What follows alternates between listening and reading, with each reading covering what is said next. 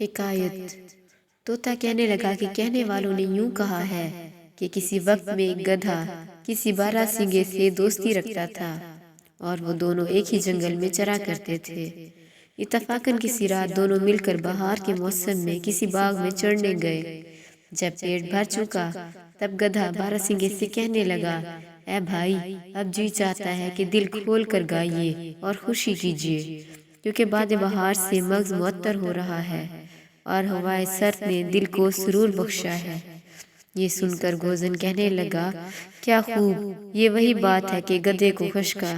بھائی، اپنی فکر کر، اور اگر کچھ کہتا ہے تو اپنے پالان اور دھوبی کے باندھنے کا کہے، یہ کیا بکتا ہے؟ یقین جان کہ کوئی آواز تیری آواز سے بدتر نہیں۔ گدھے کو گانے سے کیا کام؟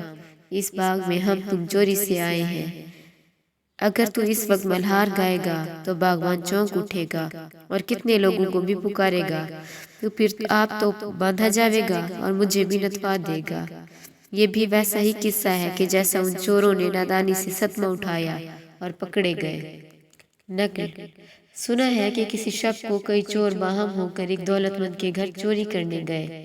اس کے مکان دلچسپ میں ایک خرابہ شراب سے بھرا ہوا پا کر آپس میں کہنے لگے، اب جو ہوگی سو ہو، بالفعل اس جگہ شراب پیجیے تاکہ چوری کا وقت بھی قریب پہنچے، بعد اس کے اسباب موافق اپنی بار برداری کے چرائیے اور گھر جا کر اس اسباب کو غنیمت سمجھیے۔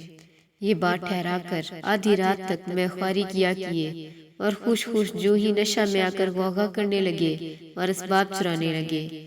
غیر سالہ میں نشہ میں چوری کچھ کرتے تھے اور کچھ باندھتے تھے۔ اتنے میں صاحب خانہ چونکا اور اپنے لوگوں کو جمع کر کے ان سبھوں کو باندھ لیا۔ یہ سن کر دراز گوش نے کہا، استغفر اللہ، تو کیا جانتا ہے میں شہر کا رہنے والا ہوں، گانے پر مرتا ہوں اور تو بیچارہ جنگلی، اس مزے سے کیا واقف؟ جو کچھ ہو میں گیت گاؤں گا، تجھے سننے سے کیا فائدہ ہوگا؟ باوجود اس حکایت سننے کے گدھے نے اس کا کہنا نہ مانا اور منہ آسمان کی طرف اصار کر ملال بے تال گانے لگا۔ اتنے میں باغبان چونکا اور کئی شخصوں کو بلوا کر ان دونوں کو چومیخا کیا۔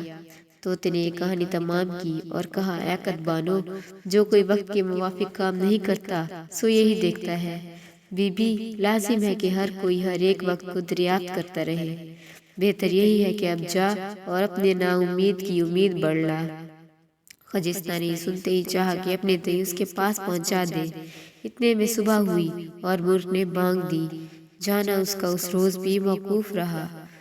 تب اس نے یہ بیت پڑھی اور رونے لگی، اس مہجبی سے میرے مجھے کیوں جدا کیا، اے صبح کی ناجو یہ ستم تو نے کیا کیا۔